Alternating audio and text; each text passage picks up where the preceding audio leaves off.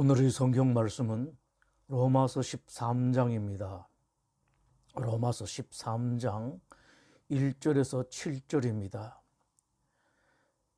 각 사람은 위에 있는 권세들에게 복종하라.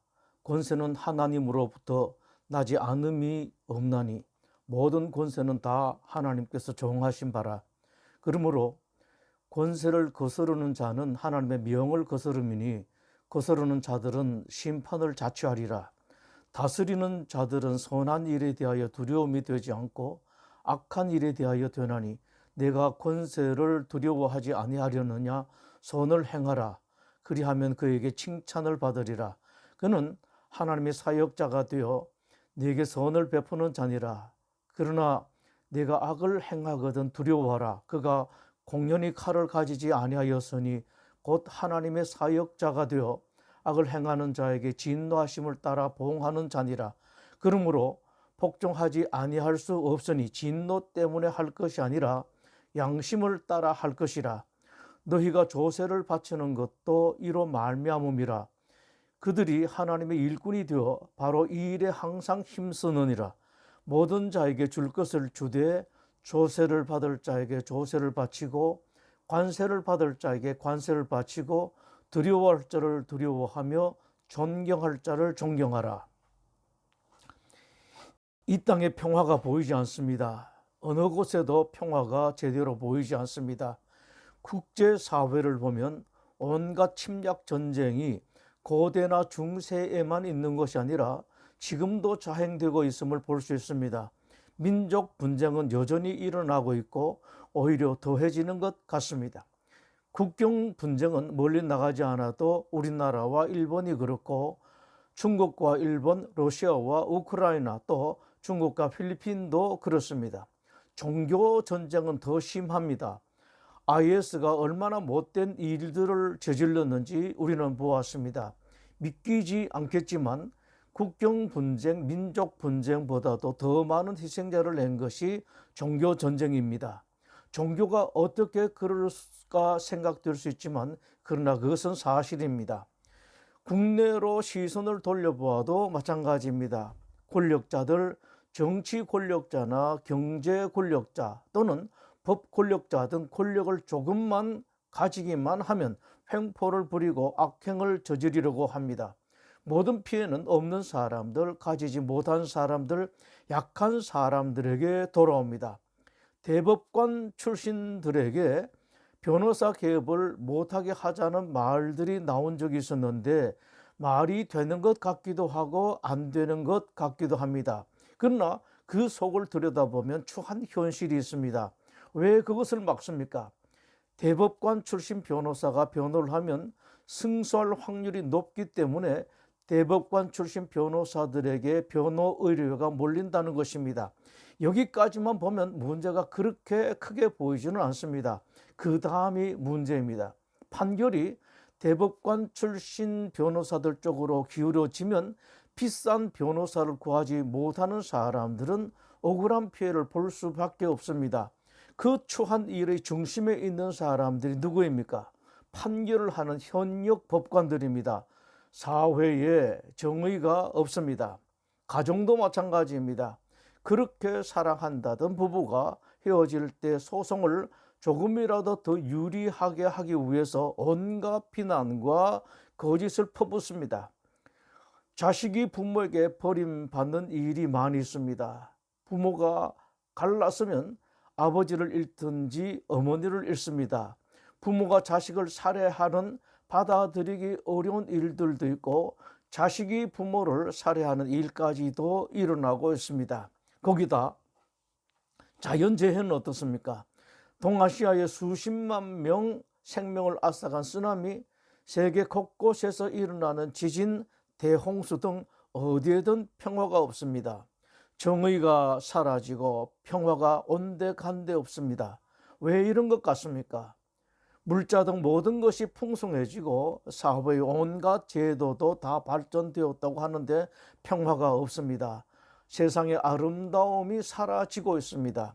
이 정도라면 틀림없이 무언가 특별한 이유가 있을 텐데 그 이유가 무엇이겠습니까? 성경은 그 원인을 한마디로 말씀합니다. 인간이 하나님의 권위를 무시했기 때문이다. 그것을 말씀하시는 것이 성경 첫머리의 선악과 사건입니다. 하나님께서 평화와 행복만 가득한 아무것도 부족함이 없는 에덴 동산에 아담과 하와를 살게 해주셨습니다. 에덴 동산에는 수많은 먹을거리가 있었습니다. 하나님께서 다른 것은 다 먹어도 좋지만 단 선악과 하나만큼은 먹지 말라고 말씀하셨습니다. 그러나 아담과 하와는 하나님 말씀을 거역하고 기어코 먹고 말았습니다. 결과는 죽지 않을 수 있었던 인간이 죽을 수밖에 없게 되었습니다. 문제는 죽고 사는 존재라는 것이 아니라 하나님의 말씀을 거역했다는 사실, 인간이 하나님의 권위를 인정하지 않았다는 것입니다. 하나님께 저항했습니다. 우리에게 간섭하지 마십시오. 우리 마음대로 살겠습니다. 이것 때문에 아담과 하와는 영원한 행복, 완전한 평화가 있는 그 에덴 동산에서 쫓겨났고 인간의 불행은 거기서부터 시작되었습니다.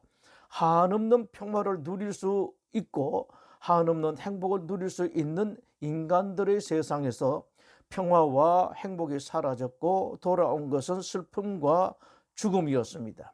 오늘날 인간 세상의 모든 비극의 원인은 바로 이것, 하나님을 인정하지 않는 것입니다. 그렇다면 인간은 어떻게 하면 평화를 다시 찾을 수 있고 행복을 회복할 수 있을까요? 거꾸로 돌아가면 됩니다. 하나님이 세상의 주인인 것을 온전히 인정하고 하나님의 권위에 복종하는 것입니다. 이것이 실패한 대표적인 사람이 이스라엘의 초대왕 사울입니다.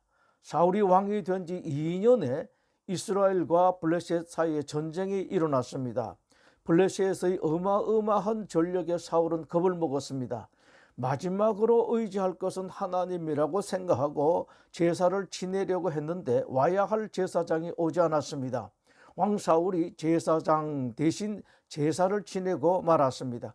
그 뒤 도착한 제사장이 사울이 제사를 지낸 것을 알고 무섭게 책망했습니다. 하나님께서 당신을 버렸다. 하나님께서 왕의 지위를 박탈했다고 선언했습니다. 그런데 아무리 보아도 사울에게 내리신 하나님의 징계가 너무 가혹한 것 같습니다. 제사장 대신 제사를 드린 일은 물론 잘한 것은 아닙니다.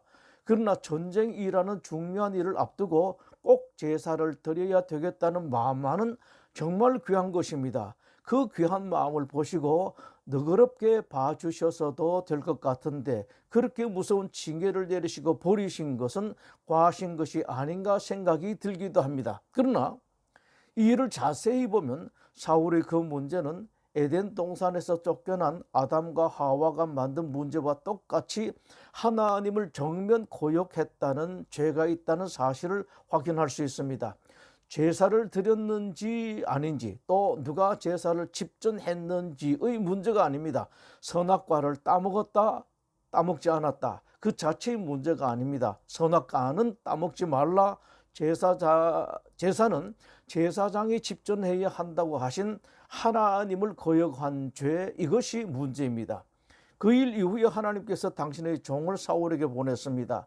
아말렉과 전쟁해서 남녀노소는 물론이고 가축까지도 하나도 살려놓지 말고 다 죽이라고 말씀하셨습니다. 전쟁을 하였습니다. 이스라엘이 승리했습니다. 그런데 사울이 또 하나님 말씀을 거역합니다. 아말렉 왕을 살려주고 아말렉 가축 중 좋은 것들은 전리품으로 가져왔습니다. 너무도 분명하게 아무것도 살려두지 말라고 하신 하나님 말씀을 거역한 것입니다. 그 일은 사울이 얼마나 하나님 말씀에 불순종하고 거역하는 사람인가, 하나님의 권위를 얼마나 무시하고 하나님의 말씀을 대수롭지 않게 여기는 사람인가를 단적으로 보여주었습니다. 하나님께서 선언하셨습니다. 네가 나의 말을 버렸기 때문에 나도 너를 버렸다. 하나님의 권위는 이처럼 엄중합니다. 이렇게 엄중한 하나님의 권위를 그러나 하나님 당신 혼자서 가지시지는 않습니다. 필요에 따라 당신의 권위를 위임하기도 하십니다. 특정한 일에 있어서 어떤 사람에게는 이런 권위를, 어떤 이 일은 또 다른 사람에게 권위를 위임하십니다. 예를 들면 어떤 권위는 나라의 지도자들에게, 어떤 일에 있어서는 교회 지도자들에게 맡기십니다. 법원의 재판관들에게도 위임하십니다. 하나님께서 사람에게 위임하신 권위를 신적 권위라고 말합니다.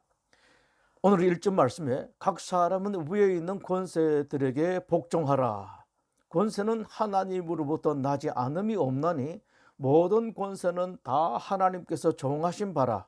그러므로 권세를 거스르는 자는 하나님의 명을 거스름이니 거스르는 자들은 심판을 자취하리라.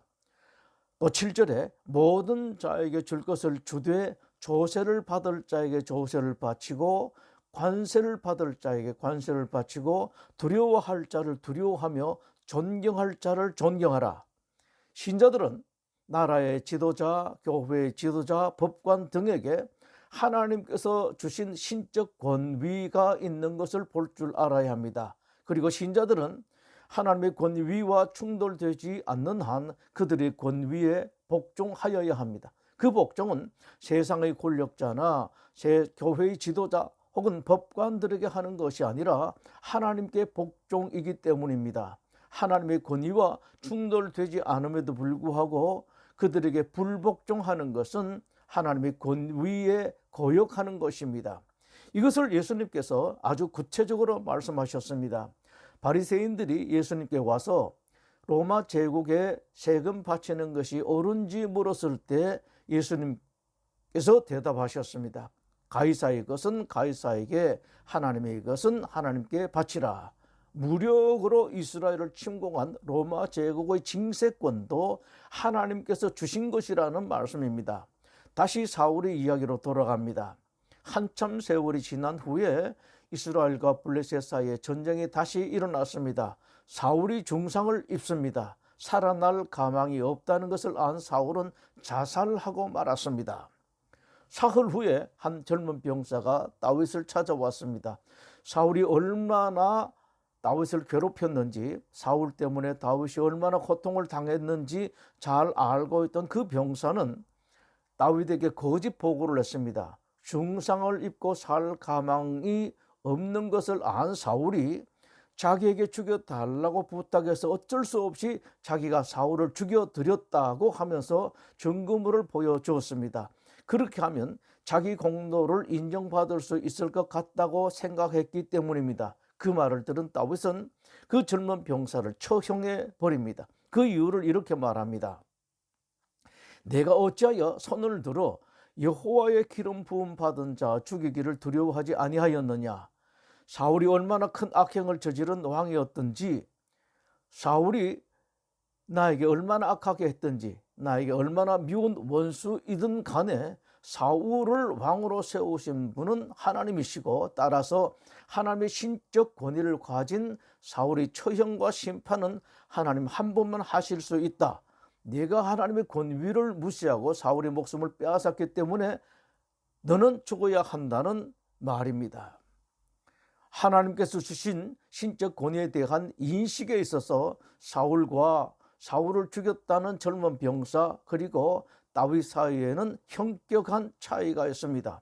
사울은 하나님의 권위를 알면서도 무시하고 하나님을 거역했습니다. 젊은 병사는 하나님께서 위임하신 신적 권위에 대해서 아예 몰랐습니다. 이에 비해서 다윗은 하나님의 권위도 알았고 하나님께서 위임하신 신적 권위도 알았습니다. 하나님께서 주신 신적 권위를 가진 사람들에 대한 심판권은 오로지 하나님과만 있다는 것을 제대로 알았습니다. 다윗이 신적 권위를 얼마나 중요하게 여기고 두려워했는지 극명하게 보여주는 사건이 있습니다. 다윗이 사울에게 쫓겨 다닐 때였습니다. 사울은 다윗이 살아있는 한 자기 자리가 안전하지 못하겠다고 생각하고 끝까지 다윗을 추격했습니다. 그러던 어느 날 용변이 마려워서 굴 속에 들어가서 용변을 보았습니다. 그런데 하필이면 그 굴 속 깊은 곳에 다윗과 그 부하들이 숨어 있었습니다. 다윗의 부하들이 이것이야말로 하나님께 주신 기회라며 사울을 죽이자고 했습니다. 그때 다윗 마음속에 얼마나 많은 생각이 있었겠습니까? 그러나 그럼에도 불구하고 다윗은 이렇게 결정합니다. 내가 손을 들어 여호와의 기름 부음을 받은 내 줄을 치는 것은 여호와께서 금하신 것이다. 자기가 할 수 있는 일이 아니라고 그 좋은 기회를 버리고 말았습니다. 똑같은 일이 한 번 더 일어났습니다. 사울은 다윗이 베푼 은혜를 잊고 또다시 다윗을 추격했습니다. 다윗을 추격하던 중 들판에서 야영할 때 불침번까지 다 잠에 빠졌습니다. 다윗의 부하가 이것은 틀림없이 하나님께 주신 기회이다. 왕께서 나설 것 없이 자기가 사울을 찔러버리겠다고 합니다. 똑같은 기회를 두 번씩이나 주신 것은 이 기회를 놓치지 말라는 하나님의 뜻으로 받아들일 수도 있었겠지만 다윗은 명령합니다. 죽이지 말라. 누구든지 손을 들어 여호와의 기름 부음 받은 자를 치면 죄가 없겠느냐. 여호와께서 기름 부음으로 신적 권위를 부여한 자를 죽이는 것은 하나님만이 하실 수 있는 일이고, 신적 권위를 받은 사울을 찌르면 그것은 하나님께 거역하는 것이라는 말입니다. 그러면서 다윗은 덧붙입니다. 여호와께서 그를 치시리니 혹은 죽을 날이 이르거나 또는 전장에 나가서 망하리라. 심판하실 일이 있으면 하나님께서 직접 하실 것이라는 말입니다. 하나님의 권위, 신적 권위, 하나님의 주권을 인정하고 받아들이는가, 받아들이지 않고 인정하지 않는가에 따라 그의 삶은 극에서 극으로 갈라집니다. 사울은 하나님의 권위를 끝내 인정하지 않았습니다. 외면했고 무시했고 거부했고 거역했습니다. 그러다 비참하게 죽었습니다. 인생은 언젠가 한 번은 죽습니다만 사울은 그냥 죽지 않았습니다. 중상을 입고 온종일 고통당하다가 마지막에 자살했고, 그것으로 끝나지 않고 시체가 갈기갈기 찢어져 전리품처럼 성벽에 걸렸습니다. 자기뿐만 아니라 사랑하는 세 아들도 똑같이 그렇게 참변을 당하고 말았습니다. 젊은 병사는 실제로 하나님께서 기름 부으신 사울을 죽이지 않았습니다. 그러나 하나님의 신적 권위를 받은 사람에게 대해서 거짓으로 말한 그것만 가지고도 그 자리에서 처형되고 말았습니다. 이처럼 신적 권위, 하나님의 권위는 엄중하고 두려운 것입니다. 다윗은 하나님께 주신 신적 권위를 인정한 것 때문에 온갖 고생을 다했습니다. 신적 권위를 인정하지 않았더라면 다윗은 고생은 좀 적을 것이고 훨씬 더 일찍 왕이 되었을 수도 있었을 것입니다. 그러나 다윗은 하나님의 권위, 신적 권위를 인정했기 때문에 결국은 더 큰 하나님의 사랑을 받았습니다. 하나님께서 신적 권위를 위임한 또 하나는 부모입니다. 부모에게는 단지 낳아주고 길러주신 육신의 부모로서의 은혜만 있는 것이 아니라 하나님께서 부모라는 존재에게 맡기신 신적 권위가 있습니다. 성경은 많은 곳에서 이 말씀을 하십니다. 대표적인 말씀이 신명기 21장에 있습니다. 사람에게 완악하고 패역한 아들이 있어 그 아버지의 말이나 그 어머니의 말을 순종하지 아니하고 부모가 징계하여도 순종하지 아니하거든 그 성읍의 모든 사람들이 그를 돌로 쳐 죽일지니. 형벌이 지나치다 싶을 정도로 강합니다. 왜 이렇게 강하게 하십니까? 부모를 공경하지 아니하고 순종하지 아니하고 귀하게 여기지 아니하는 것은 곧 하나님을 거역하고 하나님께 순종하지 아니한 것이기 때문입니다. 이와 반대로 부모를 공경하는 사람에 대해서 에베소서 6장에서 이렇게 말씀하십니다. 네 아버지와 내 어머니를 공경하라. 이것은 약속 있는 첫 계명이니 이로써 내가 잘되고 땅에서 장수하리라. 자식이 부모를 공경하는 것은 지극히 당연한 일임에도 부모를 공경하는 자에게 하나님께서 복을 내리신다고 합니다. 부모를 공경하고 순종하는 것은 단지 육신의 부모를 공경하는 것이 아니라 그것은 부모를 공경하라 하신 하나님의 권위와 하나님이 주신 신적 권위를 인정하는 것이기 때문입니다. 대홍수에서 살아남은 노아가 포도주에 취해서 맨몸을 드러내고 잠에 빠졌습니다. 아버지 그 모습을 노아의 아들 함이 보았습니다. 그 모습을 본 함이 바깥에 나가서 떠들어댔습니다. 함의 그 말을 들은 다른 두 아들이 아버지 방에 들어갑니다. 아버지 몸을 덮어드릴 것을 가지고 뒤로 걸어서 들어갔습니다. 벗은 아버지의 모습을 안 보기 위해서였습니다. 노아가 술에서 깨어 그 사실을 알게 되었습니다. 노아가 함에게 무서운 저주를 했습니다. 함은 그의 형제의 종들의 종이 되기를 원한다. 아버지 저주가 심했습니다. 설령 좀 잘못했다고 해도 아버지가 자식에게 어떻게 그렇게 무섭게 저주할 수가 있습니까? 그러나 우리는 이것을 알아야 합니다. 아버지의 그 저주는 아버지의 저주라기보다 하나님의 심판입니다. 하나님께서 주신 아버지라는 신적 권위를 인정하지 아니하고 무시했기 때문입니다. 아버지를 귀하게 여긴 두 아들은 축복을 받았습니다. 부모에게는 낳으시고 길러주신 은혜뿐만 아니라 하나님께서 부모에게 주신 신적 권위가 있습니다. 부모님이 잘했든 못했든 공경할 만한 분이 되든 못 되든 부모는 부모이고 그 부모에게는 하나님께서 맡기신 신적 권위가 있습니다. 부모를 공경하는 사람은 곧 하나님을 공경하고 하나님을 권위를 인정하는 사람이기 때문에 특별한 하나님의 복을 받습니다. 기도하겠습니다.